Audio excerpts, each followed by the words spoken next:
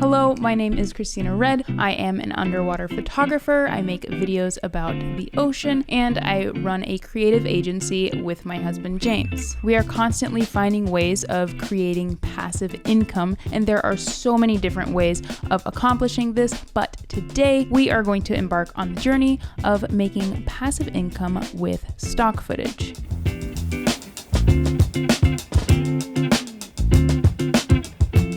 I've added some timestamps below if you are only here for my thoughts on the website I ended up using to batch upload all of my stock photo and video. Some sites only let you upload photos, some sites only let you upload video, and this website allows you to upload both, which is really cool.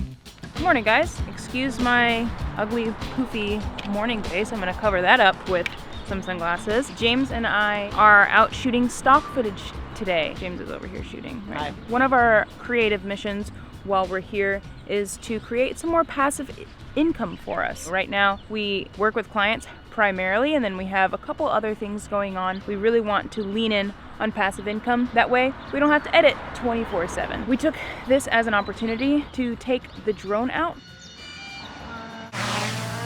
Right now we are in a bay. I don't want to call it Kahlua Bay, but that's what it's called. Okay, cool. I think James right now is filming some sailboats.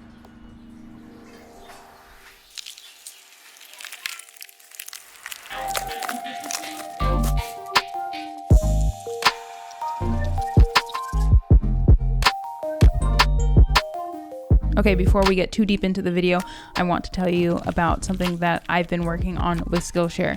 This is not a sponsored ad read. This is just something I'm really excited about. I made a beginner's video editing course specifically around the idea of editing video that gets your viewer excited to spark action. I literally make these videos all day long in my business, and I figured, why not make a course about it? So if you're a nerd like me and you are interested in the nitty-gritty of the creative process in video making, I'll leave a link in the description below. That link will give you 1 month free. I'll get a commission, which is pretty cool. And on top of that, most importantly, you'll have access to Skillshare's behemoth library of video courses.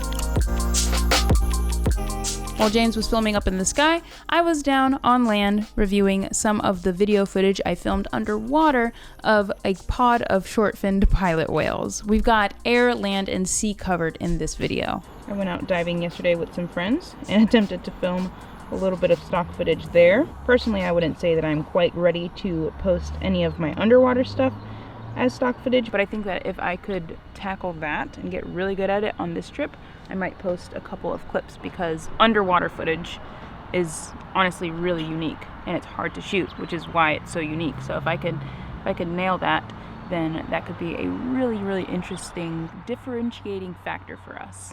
Personally, I don't think that clip is up to par just yet in terms of uploading it as a stock footage clip. I talk about this a little bit later on in the video, but I'm getting better at all things creative underwater. Just think about it.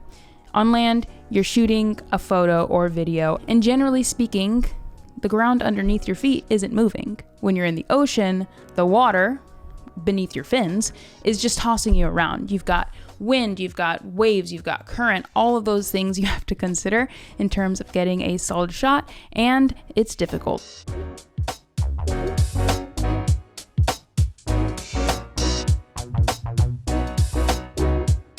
Creating travel-based stock footage is such a no-brainer for what my husband and I do. We're constantly visiting beautiful locations and filming the experience, and selling some of these clips gives this footage the opportunity to live beyond YouTube.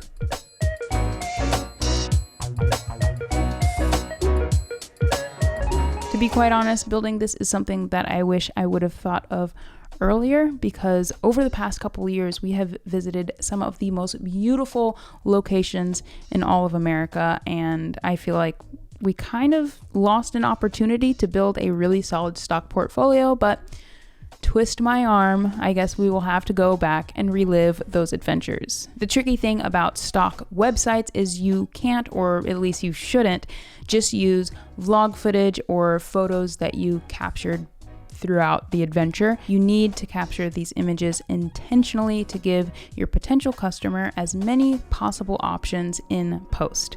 A lot of people just upload whatever, and I just think that saturates the market and it it's sloppy, and I don't think you should do it. The clip of that small pod of short fin pilot whales is a great example.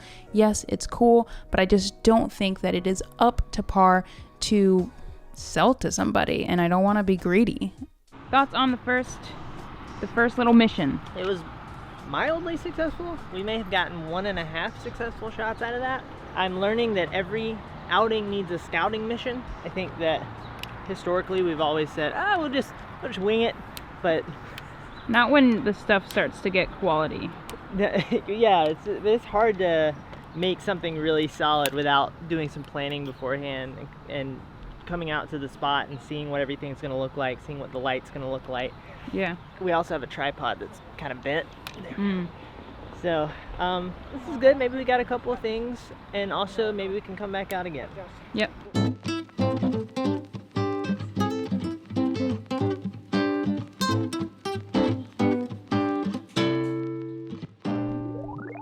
We spent this entire week exploring unique locations on the Big Island. We started out on the Kona side and made our way towards the Hilo side to capture more of a lush tropical environment. The Big Island is unique for so many different reasons. Number one, it increases in size by about 40 acres every year because of the regular eruptions from Kilauea.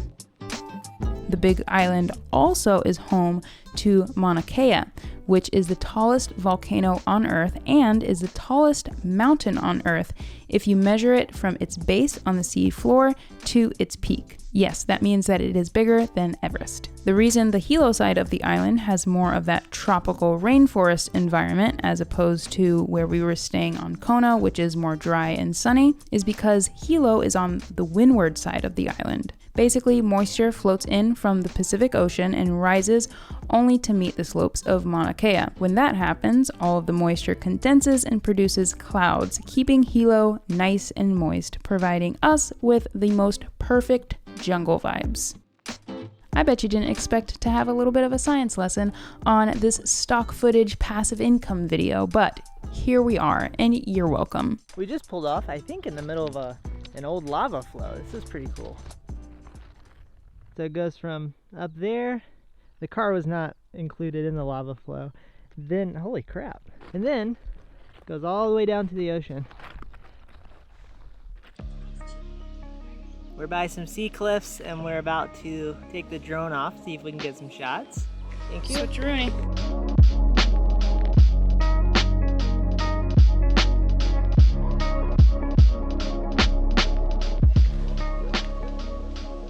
You got a high wind velocity notification? I think it helps push the camera in the direction that I'm trying to go right now. That's good. So that's good. You gotta think about the battery coming back. It's gonna be going against the wind, which is less than ideal. Good views though.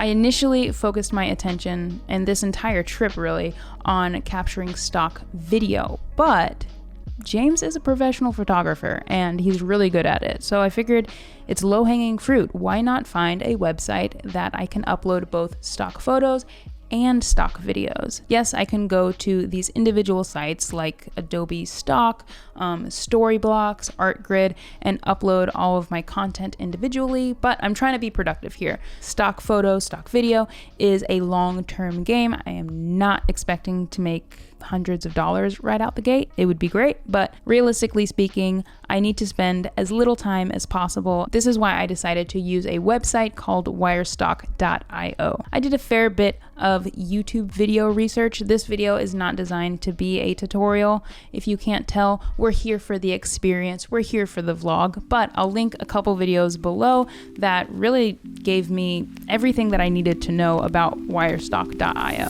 I can't allow this process to take any longer than maybe 3 hours a month. Wirestock takes a 15% commission, but they title, tag, and optimize all of the content that you upload to the site. Once that content is uploaded to the site, it will distribute it to the 8 partners that they have. Those partners are Shutterstock, Adobe Stock, Alamy, Dreamstime, Deposit Photos, and Pond5. There's actually 6 of them. The cool thing that James pointed out is I have literally never heard of Alamy or Deposit Photos, and the different pieces of content that we upload might actually perform way better at deposit photos versus Adobe stock. You're casting your creative net nice and wide, and hopefully you can pull in a couple fish. One negative thing about wire stock at this point is they don't notify you when or even if your images or videos have been accepted by their different channel partners. Let's see if they responded. I sent them an email this morning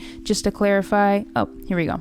Ike from Wirestock. Hello, Ike. Thank you so much for responding. Specifically, is there a way to see which stock sites have accepted the photos or videos I upload to the site, or are the submissions automatically approved to those sites once I upload through Wirestock? So there's a question. The answer. Hello, Christina. Thanks for contacting us. We are constantly working to establish a good synchronization mechanism with the partnering marketplaces to get accurate real-time updates for the content status. There is no exact timeline, but hopefully by the end of this summer, which would be summer 2022, the option will be available. We used to get those updates monthly, so hopefully there will be no delays when reactivating it. At this point, the only way to find out which agencies your content has been published to is to search by titles, descriptions, keyword, manually by each individual asset. I'm not going to do that, and I don't have the time for that. So hopefully they come out with that update. He said maybe by the end of the summer.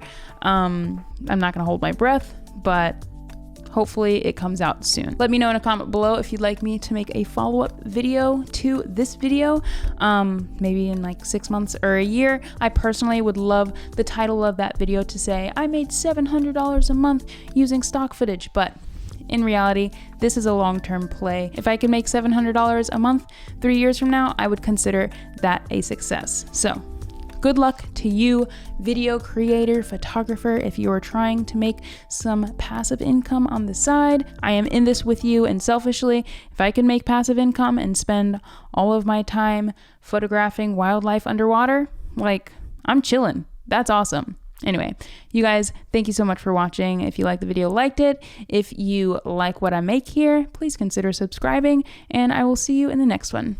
Bye.